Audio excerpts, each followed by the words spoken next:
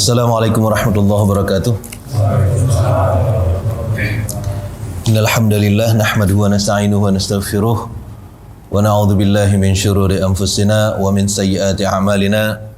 May yahdihillahu fala mudilla lahu wa may yudlilhu fala hadiyalah. Asyhadu an la ilaha illallah wahdahu la syarika lah. Wa asyhadu anna Muhammadan 'abduhu wa rasuluhu la nabiyya ba'da. Allahumma shalli wa sallim ala Muhammadin wa ala alihi wa sahbihi wa man tabi'ah. Saya hormati Bapak Kepala Kantor dan segenap jajarannya. Tidak tahu saya apa jabatan-jabatan penting di sini. Bapak Ibu semuanya, alhamdulillah kita berhadir dengan suasana kekeluargaan. Berniat sekali untuk menambah ilmu pengetahuan tentang agama, berniat sekali untuk menambah sentuhan pada hati kita, dan berniat sekali untuk membuat kita menjadi lebih taat kepada Allah Subhanahu wa taala. Dari niat itu saja sudah beda. Karena innama amalu binniyat. Semuanya karena niat. Nah, kalau di kantor-kantor lain ada yang niatnya sekedar untuk nyetor muka. Nah, di sini enggak, ya.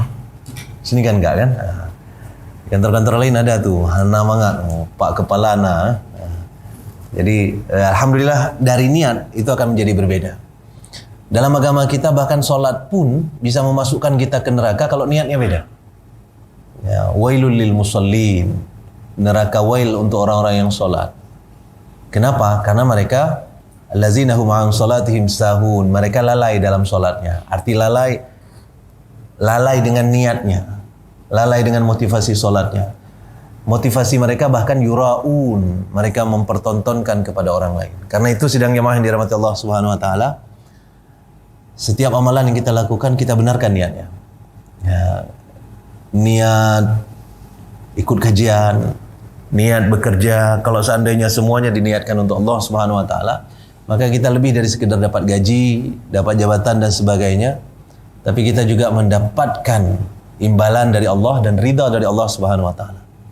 Sidang jemaah yang dirahmati Allah Subhanahu wa taala, diakui atau tidak, itulah salah satu hal yang menjadi pembeda antara negara maju dengan negara-negara berkembang. Waduh, baru mulai ini sudah habis baterai HP saya. Antara negara maju dengan negara berkembang. Sehingga negara-negara berkembang dianggap itu SDM-nya kurang bisa digunakan, kurang bisa dipakai.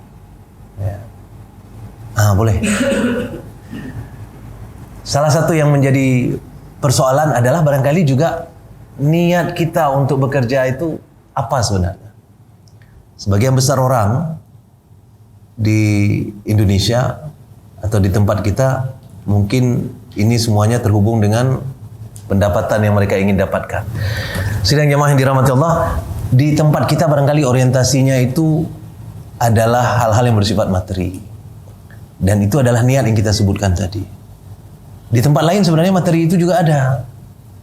Cuma belakangan mereka jauh lebih menikmati apa yang mereka lakukan. Di dalam Al-Quran, apa kata Allah sebenarnya? Kata Allah, وَلَا تَهِنُوا وَلَا تَحْزَنُوا وَأَنْتُمُ الْأَعْلَوْنَ إِن كُنْتُمْ مُؤْمِنِينَ. Kata Allah di dalam surah Ali Imran, janganlah kalian merasa hina, وَلَا تَحْزَنُوا, jangan kalian merasa sedih, karena kalian adalah a'laun, ya. وَلَا تَهِنُوا وَلَا تَحْزَنُوا, kalian adalah a'laun in kuntum mu'minin. Kalian adalah yang paling tinggi derajatnya kalau kalian percaya. Apa yang kita percayai sebenarnya? Yang kita percayai adalah Al-Quran harusnya. Persoalannya adalah orang hari ini menganggap Al-Quran itu sebagai petunjuk untuk menuju akhirat. Sehingga petunjuk untuk hidup di dunia tidak diamalkan Al-Quran itu. Saya ingat sekali beberapa tahun yang lalu ada seorang peneliti dari Amerika, penulis buku hebat, namanya Thomas Stanley. Dia membuat penelitian tentang faktor-faktor yang membuat orang sukses di masa depan. Apa saja? Dia teliti banyak sekali faktor, dan faktor yang paling pertama yang dia lihat menjadi faktor penentu kesuksesan orang ternyata adalah kejujuran. Yang kedua adalah kedisiplinan. Yang ketiga adalah pergaulan. Gampang untuk bergaul dengan orang, ya. Yang keempat adalah lingkungan yang mendukung untuk menuju yang ke sana. Bahkan menjadi juara di kelas, itu ternyata ranking puluhan. Artinya tidak berada di posisi 10 besar. Menjadi juara di kelas, sekolah di sekolah favorit, ya, itu sama sekali tidak terperhitungkan. Berada di posisi 20-an atau 30-an. Nah, sidang jemaah yang dirahmati Allah Subhanahu wa taala, pendapat dari Thomas Stanley ini, dari hasil penelitian yang dia buat ini, di-share oleh orang banyak sekali. Mungkin Bapak Ibu juga pernah dapat share ini. Ya, dibuat jadi status, di-share di mana-mana, diceramahkan di mana-mana. Kenapa? Pendapat Thomas Stanley. Seolah-olah yakin sekali bahwa itu adalah faktor kesuksesan kita. Maka kalau mau sukses, jujurlah, disiplinlah, dan sebagainya. Padahal sidang jemaah yang dirahmati Allah, Al-Quran itu sudah bicara itu sejak lama sekali. Tentang jujur, tentang disiplin, tentang integritas, tentang pergaulan, tentang semua yang disebut oleh Thomas Stanley tadi, itu dibicarakan clear di dalam Al-Quran. Bahkan Al-Quran juga nggak membicarakan ranking berapa kita. Ya, nggak bicara juga Al-Quran sekolah mana kita datang. Jadi sidang jemaah yang dirahmati Allah, tetap saja yang dibicarakan oleh Thomas Stanley lebih menarik daripada yang dibicarakan oleh Al-Quran. Kenapa? Karena seolah-olah itu berdasarkan penelitian. Dan Al-Quran dianggap sebagai jalan menuju akhirat saja.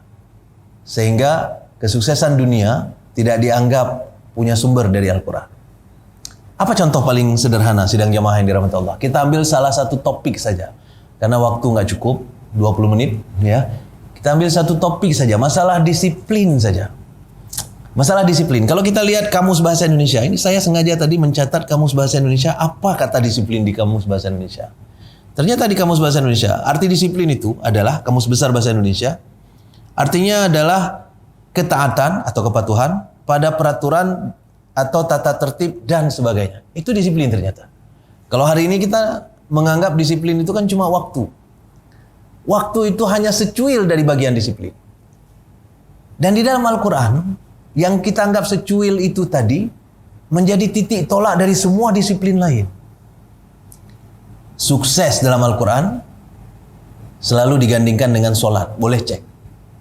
Di dalam Al-Quran, sering sekali kata sukses itu gandingannya adalah sholat. Misal, qad aflahal mu'minun, sungguh sukses orang-orang yang beriman. Nanti ujung-ujungnya adalah alladzina hum fi salatihim khashi'un, orang yang khusyuk dalam salatnya.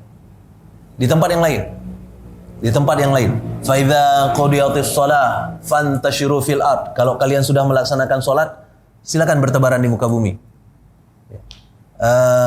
Wabtaghu min fadlillah, cari karunia Allah. Wadhkurullaha katsira, tapi ingat Allah banyak-banyak. La'allakum tuflihun, supaya kalian sukses, kata Allah. Tadi kan yang faktor yang disebutkan oleh Thomas Stanley adalah faktor menuju kesuksesan. Kita lihat apa yang disebutkan oleh Al-Quran nih tentang kesuksesan. Rata-rata hubungannya dengan solat. Bahkan panggilan solat sendiri tadi kita dengar, muazin mengumandangkan panggilan solat. Setelah dipanggil untuk solat, langsung dipanggil untuk sukses. Pernah dengar kan? Hayya 'alas shalah, ayo kita solat. Panggilan berikutnya adalah hayya 'alal falah, ayo kita sukses. Ya. Jadi aflah dengan salah itu sering sekali digandingkan di dalam Al-Quran dan di dalam azan. Yang menarik adalah ketika Nabi suatu ketika ditanya oleh para sahabat, apa amalan yang paling disukai oleh Allah ya Rasulullah? Kata Nabi SAW, salat ala waqtiha, salat tepat disiplin pada awal waktunya. Itu kata Nabi. Dan itu sebabnya juga azan itu di awal waktu. Ya, azan di awal waktu. Bahkan ada masjid-masjid di tempat-tempat saya itu ada masjid yang azan isyanya telat. Ya, azan isyanya telat. Karena ada kajian. Dan itu hanya boleh untuk isya. Tak boleh untuk subuh. Tak boleh untuk subuh. Jadi kalau ada orang misalnya terbangun subuh jam 8, azan dia, ya kan? Tak boleh itu, ya. Atau misalnya zuhur. Zuhur sekarang jam berapa? Jam 1 kan? Jam 12.50 ya. 12.50 zuhur. Azan di situ. Ada masjid misalnya buat kajian sehingga kajiannya sampai jam 2. Azan dia. Azan zuhur. Itu tak boleh itu. Karena akan dikira asar oleh orang nanti. Ya. Jadi sidang jemaah yang dirahmati Allah Subhanahu wa taala, salat ala waqtiha itu penting sekali ternyata. Di dalam hadis yang lain, Rasul menceritakan tentang kalau ada orang yang 40 hari berturut-turut salat ala waqtiha, 40 hari berturut-turut, dan mendapatkan takbiratul ihram bersama imam. Penting ini. Takbiratul ihramnya penting. Artinya apa? Dia betul-betul disiplin. Karena kalau seandainya dia masbuk, dia tidak disiplin. Ya, masbuk tidak disiplin. Dan masbuk itu bukan berarti ketinggalan rakaat. Arti masbuk ketinggalan takbiratul ihram. Itu arti masbuk. Ada orang yang menyangka, untung masih dapat ruku. Enggak masbuk. No, dia sudah masbuk itu. Ya, karena masbuk dihitung sebenarnya dari takbiratul ihram. Cuma dia tidak perlu menambah rakaat. Ya, karena rakaatnya dia dapat di ruku'. Rakaat sendiri asal katanya juga ruku', ya. Jadi ruku' adalah penghitung antara rakaat dengan rakaat. Tapi dia sebenarnya dihitung sebagai orang yang masbuk. Orang yang tertinggal dari takbiratul ihram imam. Nah, kata Nabi SAW, kalau ada orang yang 40 hari berturut-turut dia dapatkan takbiratul ihram salat jamaahnya, maka orang itu bebas dari penyakit munafik. Coba kita lihat baik-baik. Tadi apa yang disebutkan oleh Thomas Stanley. Kalau kita tidak mau berpedoman langsung pada Al-Quran, boleh juga lah. Lihat Thomas Stanley, lihat apa kata Al-Quran kemudian. Ya. Thomas Stanley katanya tadi, 3 besar yang menjadi faktor kesuksesan adalah jujur, disiplin, apa tadi yang ketiga? Mudah bergaul. Jujur, disiplin, mudah bergaul. 3 besar ini, 3 ada di solat ala waqtiha secara berjamaah. 3-3-nya. Yang pertama disiplin, tidak boleh masbuk. Yang kedua jujur, karena nanti setelah 40 hari berturut-turut kita melakukan sholat jamaah tanpa ketinggalan takbiratul ihram, kata Nabi bebas dari sifat munafik. Salah satu sifat munafik adalah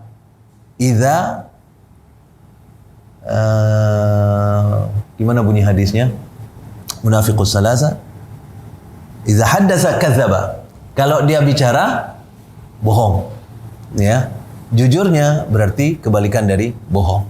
Sidang jemaah yang dirahmati Allah Subhanahu wa taala, itu sebabnya di dalam Al-Qur'an juga berkali-kali Allah sebutkan tentang waktu ini. Dan salah satu yang disebut persis kata-kata waktu disebut oleh Allah adalah tentang salat. Inna sholata kana 'alal mu'minin kitabam mauquta, kata Allah. Sesungguhnya solat itu untuk orang-orang mukmin itu diwajibkan di atas waktu-waktunya. Clear sekali waktu-waktunya. Waalaikumsalam warahmatullahi wabarakatuh. Karena itu sidang jemaah yang dirahmati Allah Subhanahu wa taala, kalau kita ingin mendidik disiplin kita sendiri, maka dimulai dari menjaga solat 5 waktu ala waqtiha, tepat pada waktunya. Sebisa mungkin berjamaah. Sebisa mungkin di awal waktu berjamaah dan dilakukan di masjid, terutama buat laki-laki. Ini adalah posisi utama yang membuat orang-orang nanti akan berbeda karakternya. Dan itu juga penyebab mengapa solat ini menjadi istimewa. Saking istimewanya solat, di hari akhirat nanti, kalau solat kita nggak beres, amalan lain jangankan diterima, diperiksa aja nggak. Amalan yang lain, kita mau sedekah banyak sekali, haji banyak sekali, ya kan? Tapi solat nggak beres, yang lain jangankan diterima oleh Allah, diperiksa saja nggak. Diperiksa saja nggak. Masuk tong sampah semuanya. Ya. Kalau seandainya solat tidak beres. Kenapa sidang jemaah yang dirahmati Allah Subhanahu wa taala? Karena solat itu adalah penentu karakter manusia. Kita sudah ngomong tadi bahwa amalan-amalan yang lain tanpa solat tak bisa masuk dia. Bentar lagi kita masuk Ramadan nih. Kita masuk Ramadan bentar lagi. Ya kan? Ramadan, orang yang berpuasa tanpa solat gagal Ramadannya. Puasa saja, hebat sekali puasanya, tapi solatnya tidak dia lakukan, gagal Ramadan dia. Karena sesungguhnya yang dipanggil untuk berpuasa justru orang-orang yang amanu, beriman. Ya, Ya ayyuhalladzina amanu. Lihat nanti di surah Al-Anfal ayat kedua. Siapa yang disebut oleh Allah orang-orang yang beramanu? Di surat Al-Anfal ayat 2 dan seterusnya, salah satu ciri orang yang amanu langsung disebut oleh Allah, alladzina yuqimunas shalah. Orang yang menunaikan salat. Semakin bagus kita tunaikan salat, semakin amanu kita. Semakin amanu kita, balik lagi ke surat Ali Imran yang kita bacakan tadi. Wala tahinu, wala tahzanu, wa antumul a'laun in kuntum mu'minin. Jangan merasa hina, jangan merasa sedih. Kalian paling hebat, kalian paling maju, kalian paling keren, paling bagus karakternya. In kuntum mu'minin. Kalau seandainya kalian orang beriman. Tapi hari ini sidang jamaah yang dirahmati Allah Subhanahu wa taala. Indonesia, posisi daya saing sumber daya Indonesia hari ini kira-kira tak bergerak di nomor 40 dunia. 40 dunia. Jauh sekali kita. Yang paling hebat kalau di Asia Tenggara, bahkan di Asia adalah, ada yang tahu? Negara apa yang paling bagus daya saingnya? Singapura, bagus sekali. Singapura. Ya, Singapura daya saing yang pertama. Kemudian baru negara-negara yang lain, dan rata-rata Eropa berada di atas. Asia berada di bawah. Indonesia di bawah Malaysia. Bahkan di Asia Tenggara saja, daya saing orang-orang Indonesia di pentas dunia itu, ini pentas dunia ceritanya, bukan pentas akhirat, pentas dunia ya. Daya saing orang Indonesia di pentas dunia itu bahkan di bawah Thailand, di bawah Malaysia, di bawah Filipina. Kita hanya menang lawan Laos. Ya. Laos, ada satu lagi negara. Apa negara satu lagi? Selain Laos, pokoknya negara-negara tertinggal di Asia Tenggara. Kenapa itu bisa terjadi sidang jamaah? Padahal hampir 90% orang-orang di Indonesia ini Islam. Apa masalahnya? Masalahnya adalah hasil penelitian lainnya juga menunjukkan bahwa orang-orang Islam yang berada di negara-negara Islam ternyata tidak mempraktekkan Islamnya. Kenapa dia tidak mempraktekkan Islamnya? Karena dia kurang percaya kepada Al-Quran tadi. Tiba-tiba begitu Thomas Stanley keluar, percaya kali kita. Dia agung-agungkan dan sebagainya. Ya. Dan inilah saatnya sidang jemaah yang dirahmati Allah Subhanahu wa taala. Udah berapa menit nih? Oke, saya ada sedikit lagi. Inilah saatnya sebenarnya kita kembali lagi kepada Al-Quran. Kembali ke Al-Quran bukan sekedar baca, bukan sekedar hafal. Mari kita lihat apa yang disebutkan oleh Al-Quran itu, dan itu kita amalkan dalam kehidupan sehari-hari. Barangkali kalau kita tidak mengerti langsung apa yang disebutkan dalam Al-Quran, maka sering-seringlah kita hadiri kajian. Kajian-kajian itu sering sekali dibuka satu demi satu ayat yang menghubungkan kita dengan Al-Quran kemudian. Apa yang kita coba buka hari ini, sore ini adalah bahwa kesuksesan, Allah tidak menyebut di situ sukses akhirat saja. Tapi Allah menyebut juga sukses dunia bisa jadi. Dan itu kita minta setiap hari sebenarnya dalam sholat kita. Supaya sukses. Ya, supaya sukses. Sukses itu bahasa lainnya adalah dapat kenikmatan dari Allah. Siapa yang dapat kenikmatan dari Allah? Kata Allah di dalam Al-Quran, Alladzina an'amta alaihim minan nabiin. An'amallahu alaihim minan nabiin. Mereka yang diberi nikmat oleh Allah untuk mereka. Para nabi. Minan nabiin, was-siddiqin, para pecinta kebenaran, wasyuhada, orang-orang yang syahid, was-salihin, dan orang-orang yang berada di garis yang lurus.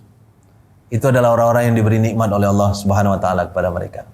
Lalu di mana pernyataan kita terhadap kondisi itu kepada Allah? Di mana permintaan kita kepada Allah untuk mendapatkan kondisi seperti itu? Lagi-lagi balik di dalam solat.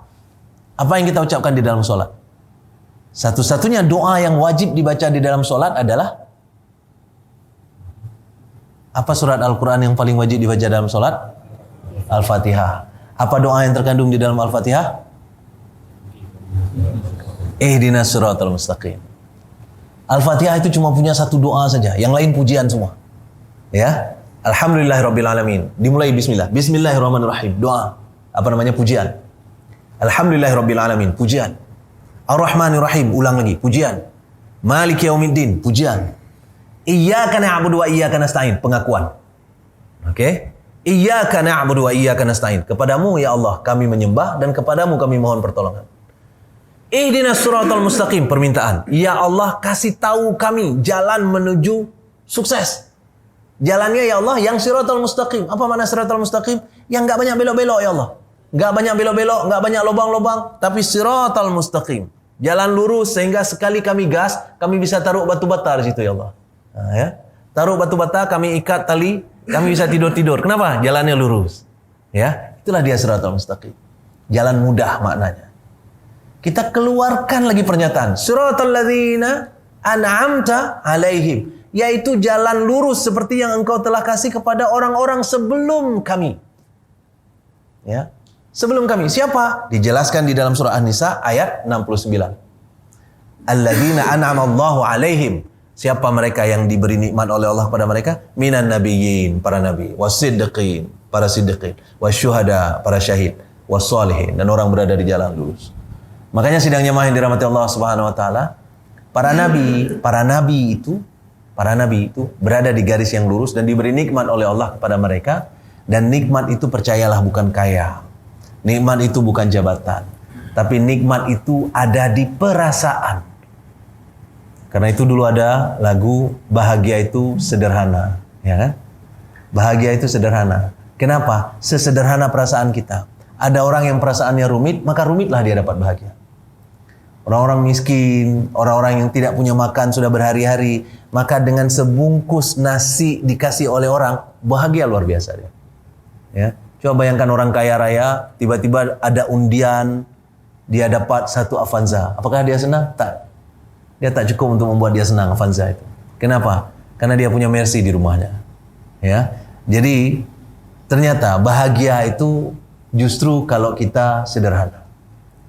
Dan itu semuanya sidang jemaah yang dirahmati Allah Subhanahu wa taala yang disebut mendapatkan nikmat Allah Subhanahu wa taala, dan itu baru didapatkan kalau seandainya kita yakin kepada Allah dan mengikuti apa yang Allah sebutkan di dalam Al-Qur'annya. Salah satunya adalah salat ala waqtiha. Salat tepat pada waktunya. Itu kondisi terbaik untuk mendidik diri kita sehingga kita menjadi sukses dunia dan akhirat kita. Insyaallah. Insyaallah ya. Allah tidak menyebutkan muflihun itu sebagai sesuatu yang terjadi di dunia saja. Tapi di akhirat saja, tapi di dunia juga. Di surat Fussilat Allah menyebutkan itu. Nahnu awliya'ukum fil hayatid dunya wa fil akhirah. Ya. Kami yang akan menjadi pelindung kalian, menjadi pembimbing kalian di dunia dan akhirat. Tapi di dunia kita nggak dapat semua yang kita mau. Makanya Allah sebut di dalam surah Fussilat itu, walakum fiha ma tashtahi anfusukum. Fiha itu dia perempuan. Antara dunia dengan akhirat, yang perempuan adalah akhirat, dunia laki-laki. Ya. Bahasa Arab yang perempuan itu selalu pakai ta marbutah. Jadi ketika Allah mengatakan tadi, nahnu awliya'ukum fil hayatid dunya wa fil akhirah.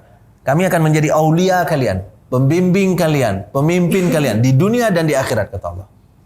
Tapi kemudian sambungan ayatnya, walakum fiha ma tashtahi anfusukum. Walakum fiha ma tashtahi anfusukum. Nanti kalian di dalamnya akan mendapatkan apa saja yang kalian inginkan. Di mana itu? Fiha, fil akhirah.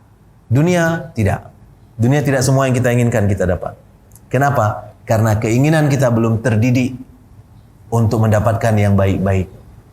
Maka sidang jemaah yang dirahmati Allah Subhanahu wa taala, kesuksesan itu ternyata tergantung sekali pada amalan yang kita lakukan dan niat yang kita punyai untuk melakukan amalan. Dan amalan terbaik untuk melatih kita supaya sukses, memiliki karakter yang benar, sehingga pada akhirnya mendapatkan kesuksesan di akhirat dan dunia dari sekarang adalah sholat ala waqtiha. Boleh coba lakukan sholat tepat pada waktunya, lihat apa yang akan terjadi. Ya, mudah-mudahan ada manfaatnya. Sudah 24 ya Allah, mohon dimaafkan. Ya, mudah-mudahan ada manfaatnya. Saya agak terkesan terburu-buru tadi menyampaikan karena kata-kata 20 tergiang-giang di saya ya. Karena posisinya adalah yang dibahas juga disiplin, ya kan? Jangan sampai nanti para jamaah bilang apa juga disiplin, ya. Hijau 20 pun habis ya. Misalnya ya. Saya berusaha habis-habisan. Alhamdulillah kita sudah mendapatkan kesimpulan. Punca utamanya tetap sholat ala waqtiha, ya, sholat tepat pada waktunya. Mudah-mudahan insyaallah next times kita coba untuk mengelaborasi tentang solat lebih panjang, lebih lebih detail sehingga kita bisa mengamalkan dalam kehidupan. Mudah-mudahan. Mohon maaf atas segala kekurangan. Subhanakallah wa bihamdika asyhadu an la ilaha illa anta astaghfiruka wa atubu ilaik. Assalamualaikum warahmatullahi wabarakatuh.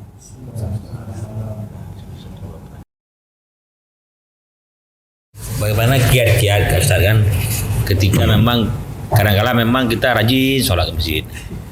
Mana kadang ke tiba tiba kadang-kadang laleng ino mungkin pakai dua kaji kopi ya. Yang kita perasaan memang hal-hal minat atau memang jina kiat-kiat sikapilah. Ya. Baik. Bagaimana caranya untuk memelihara supaya kita istiqomah lah ya? Kan itu ceritanya ya. Ayat yang saya bacakan tadi yang nahnu awliya'ukum fil hayati dunya wa fil akhirah, itu ayat itu dimulai beberapa ayat di atasnya awalnya mulainya dengan innal ladzina qalu rabbunallah tsumma istaqamu. Adalah orang-orang, sesungguhnya orang-orang yang berkata kami beriman sekali kepada Allah, Tuhan kami adalah Allah, tsumma istaqamu, kemudian dia istiqomah di jalan itu.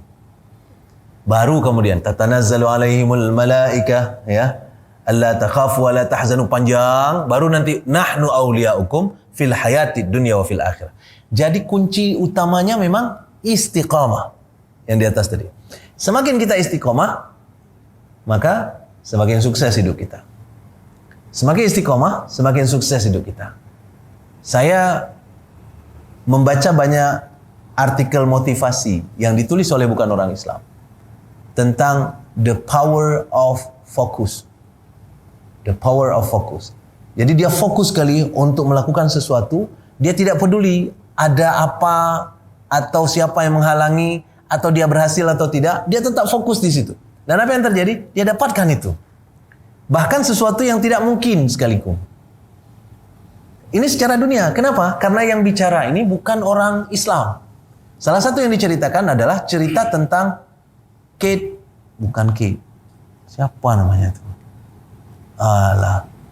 Siapa nama istri Tom Cruise?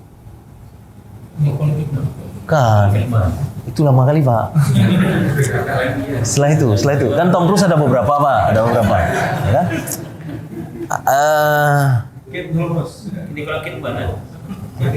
Katie Holmes, benar sekali, Katie Holmes.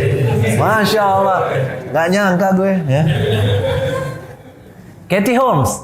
Jadi kan ceritanya Katie Holmes ini ketika siapa tadi cowoknya? Aduh, Tom Cruise. Ketika Tom Cruise sudah dewasa, ganteng orangnya. Kita tahu Tom Cruise itu sudah main film sejak tahun 80-an, Top Gun filmnya. Ya, waktu itu sudah gede, sudah dewasa, sudah ganteng dia. Dan sampai sekarang masih ganteng dia. Nah, Tom Cruise itu waktu itu sudah dewasa. Si Katie Holmes masih anak kecil. Tapi Katie Holmes itu tergila-gila dengan Tom Cruise. Anak desa Katie Holmes ini, bukan orang hebat. Karena saking tergila-gilanya, Katie Holmes kemudian membeli satu poster Tom Cruise. Dia tempel di pintu kamarnya. Di belakang pintu kamarnya. Setiap saat dia keluar dari kamar itu, dia tunjuk ke foto itu. Dia bilang gini, one day you will be my husband. Setiap dia keluar dari pintu, dia bilang itu, one day you will be my husband. I promise you, one day you will be my husband. Itu saja dia ngomong. Dan apa yang terjadi? Sejarah mencatat bahwa Katie Holmes kemudian menikah dengan Tom Cruise. Ya, sekitar 10-an tahun dari dia ngomong-ngomong itu. Fokus. Dan dia istiqomah dengan itu. Ya. Ini yang kita bicarakan adalah bukan cerita akhirat, cerita dunia. Bahwa the power of focus itu ada tenaga yang beda dia. Bahkan sesuatu yang tidak mungkin pun bisa jadi ada, bisa jadi kejadian nanti berikutnya. Jadi kenapa kita nggak percaya dengan sholat? Nah, ketika kita tergiang-giang masalah fokus tadi, maka teman yang ngajak minum kopi pun akan berani kita tinggalkan. Ya. Dan yang menarik adalah kalau seandainya kita sudah menunjukkan pada kawan-kawan, orang-orang di sekitar kita, karakter kita yang menjaga sholat, itu mereka yang akan menjaga kita nanti. Ya, mereka yang akan jaga kita. Saya punya pengalaman waktu masih jadi kepala humas di Unsiah dulu. Ya, Saya mau menghadap Pak Rektor ini. Saya mau menghadap Pak Rektor. Di ruang tunggu ada sekitar 5 orang mau menghadap Pak Rektor. Saya adalah orang yang kelima datang sebenarnya. Artinya sudah ada 4 orang sebelumnya yang datang. Dan 4 orang yang sebelumnya itu orang-orang hebat. Direktur Pascasarjana, dekan, ya, wakil dekan, wakil rektor. Pokoknya orang-orang hebat. Semua pangkatnya di atas saya, jabatannya di atas saya. Saya datang, kepala humas. Ya. Pak Rektor di dalam, lagi ada tamu, kalau nggak salah dari Norwegia waktu itu, tamunya, orang bule. Biasanya kalau Pak Rektor ada tamu bule itu, waktu keluar itu diantar sampai ke pintu. Ya, kemuliaan. Diantar sampai ke pintu. Nah waktu itu hampir asar, kami menunggu hampir asar, kira-kira 10 menit lagi azan asar. Dan saya sudah agak resah nih. Nyo 10 menit ke Kaibang. Ini 4 orang lagi. Kalau kita datang besok begini lagi kejadian, ya kan? Akhirnya Pak Rektor 10 menit sebelum azan, Pak Rektor keluar, membawa tamunya keluar. Dan Pak Rektor melihat kami berada di ruang tunggu. Setelah orang ini keluar, setelah orang Norwegia ini keluar, Pak Rektor langsung menunjuk saya. Pak Ilham, masuk. Pak Dekan, Pak Wakil Rektor tadi pada protes. Pak, kami duluan, ya. Kami duluan antri. Apa kata Pak Rektor? Kata Pak Rektor, beda Pak Ilham ntar lagi azan. Dia ke masjid. Kan seolah-olah Pak Rektor bilang kalian enggak. Kan kayak gitu, ya. Kayak gitu seolah-olah Pak Rektor bilang kan. Tapi memang Pak Rektor ngomong gitu. Demi Allah, ya. Pak Rektor bilang gitu. Pak Ilham saya panggil duluan karena waktu azan ntar lagi dia harus ke masjid. Nah, seolah-olah beliau enggak. Ya. Itu karakter ketika kita tunjukkan pada orang, ternyata orang lain yang jaga kita. Dan siapa yang buat mereka menjaga kita? Allah. Allah ketuk pintu hati Pak Rektor untuk membuat kita duluan. Kenapa? Karena harus kamu jaga sholat. Jadi kalau seandainya ada hal-hal yang membuat kita kemudian tidak tepat waktu untuk sholat gara-gara masalah-masalah dunia, ingat baik-baik, bisa jadi Allah sedang meninggalkan kita. Itu sedihnya. Itu sedihnya. Dan tidak ada kesedihan terberat yang diakui oleh Muhammad SAW kecuali Allah meninggalkannya. Ada ayat khusus yang turun ketika Allah menjamin, menggaransi kepada Muhammad, Allah tidak meninggalkanmu Muhammad. Surat, ada yang tahu? Ad-Duha, benar sekali. Surah Ad-Duha. Wad-Duha wal-Laili iza saja. Ma wadda'aka rabbuka wa ma qala. Tuhanmu tidak membencimu Muhammad, tidak juga meninggalkanmu. Tuhanmu akan selalu bersamamu. Itu sebabnya ketika Muhammad SAW berada di gua bersama Abu Bakar, orang sudah mengepung dan sebagainya, Muhammad tidak takut lagi. Dan mengatakan kepada Abu Bakar, la takhaf wa la tahzan. Jangan takut, jangan sedih Abu Bakar. Innallaha ma'ana. Allah bersama kita, tak pernah meninggalkan kita. Jadi kalau seandainya ada model-model begitu tadi, bisa jadi Allah sedang jauh dengan kita. Nah, dengan kondisi seperti itu, maka takutlah, ya. Takutlah bahwa Allah sedang meninggalkan kita. Mudah-mudahan ini tidak terjadi, dan memang janji Allah sebenarnya kita dekat dengan Allah. Tapi bukan Allah yang meninggalkan kita, kita saja yang menjauh darinya. Ya, Allah tak menjauh dari kita, kita yang menjauh dari Allah. Jadi ketika kita jauh dari Allah, bukan Allah yang menjauh, kitalah yang menjauh. Ya, makanya istilahnya taba yatubu, kembalilah untuk mendekat. Ya, demikian. Mudah-mudahan terjawab. Ya. Kalau Pak Madani sebenarnya pertanyaan yang beliau udah tahu jawab, ditanya aja. Mungkin ada dari Bapak Ibu, mungkin Pak Ustaz. Siap. Baik, terima kasih Bapak dan Ibu sekalian. Terima kasih kami ucapkan kepada Bapak Ustaz Maulana yang telah menyampaikan tausiah kepada kita di pada asar ini. Insya Allah apa yang telah beliau sampaikan dapat menjadi kiranya tambahan amal dan ibu bagi kita semua. Amin. Kami selaku moderator mengucapkan maaf apabila kesalahan. Wabillahi taufiq wal hidayah. Assalamualaikum warahmatullahi wabarakatuh.